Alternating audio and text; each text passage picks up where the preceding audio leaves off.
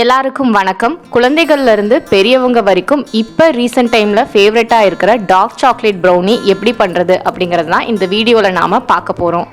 முதல்ல ஒரு 6 inch square டின்ல Greece பண்ணி பட்டர் ஷீட் போட்டு எடுத்து வச்சுக்கோங்க. அடுத்ததாக ப்ரௌனி செய்யறதுக்கு தேவையான பொருட்கள் என்னென்ன அப்படின்னு பார்க்கலாம்.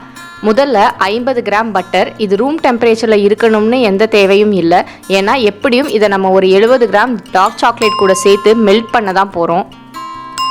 அடுத்ததாக அதே 70 கிராமுக்கு பவுடர் பண்ண சர்க்கரை, 50 கிராம் மைதா, 20 கிராம் கோகோ பவுடர், அதுக்கப்புறம் ஒரு முட்டை. இதுதான் இதுக்கான பேசிக் பொருட்கள். இங்கே நான் மில்க் காம்பவுண்ட் சாக்லேட் ஒரு 50 கிராம் வச்சுருக்கேன். இது ஆப்ஷனல் தான். அதில் பட்டரையும் டார்க் சாக்லேட்டையும் டபுள் பாயிலிங் மெத்தடில் மெல்ட் பண்ணி எடுத்துக்கலாம். ஒரு பாத்திரத்தில் சுடு தண்ணியை எடுத்து அதுக்கு மேலே இன்னொரு பாத்திரத்தில் இந்த பட்டரையும் சாக்லேட்டையும் சேர்த்து மெல்ட் பண்ணி எடுக்கிறதுக்கு பேர் தான் டபுள் பாயிலிங் மெத்தட்.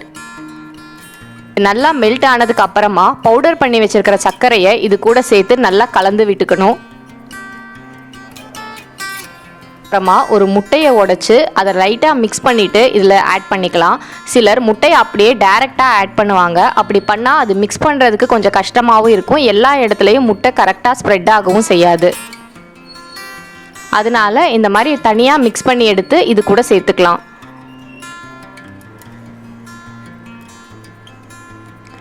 அடுத்ததாக மைதாவையும் கொக்கோ பவுடரையும் ஒன்றா மிக்ஸ் பண்ணி அதை சலிச்சு எடுத்து இது கூட சேர்த்துக்கலாம். இப்போது ஒரு 1/2 டேபிள் ஸ்பூன் வெண்ணிலா எசன்ஸ் சேர்த்துக்கலாம். இதை நல்லா கலந்ததுக்கு அப்புறமா ஃபைனலாக நம்ம ஏற்கனவே கட் பண்ணி வச்சுருக்கிற மில்க் காம்பவுண்ட் சாக்லேட்டை இது கூட சேர்த்துக்கலாம். இப்போ நம்ம கிரீஸ் பண்ணி வச்சுருக்கிற அந்த டின்னில் எடுத்து இந்த மிக்சரை ஊற்றிக்கலாம். மேலே டெக்கரேஷனுக்கு வேணும்னா இன்னும் கொஞ்சம் சாக்லேட்ஸ் ஆட் பண்ணிக்கலாம். அப்படி இல்லைன்னா ட்ரை ஃப்ரூட்ஸ் இதை கூட நம்ம ஆட் பண்ணிக்கலாம். நான் இன்றைக்கி எதுவுமே ஆட் பண்ணல. என்கிட்ட மைக்ரோவேவ் அவன் தான் இருக்குது. இதில் ஏற்கனவே டிஃபால்ட்டாக ப்ரீஹீட் மோடு இருக்கிறனால நான் அந்த மோடு செட் பண்ணி அதுக்கப்புறமா 18 to 20 நிமிஷம் பேக் பண்ணி எடுத்துக்கிறேன். அரை மணி நேரம் ஆறுனதுக்கு அப்புறமா இதை நம்ம அன்மோல்டு பண்ணிக்கலாம். நம்மளோட சுவையான ப்ரௌனி தயார். இப்போ நமக்கு எந்த அளவுக்கு வேணுமோ அந்த மாதிரி நம்ம சின்ன சின்ன பீஸாக கட் பண்ணிக்கலாம்.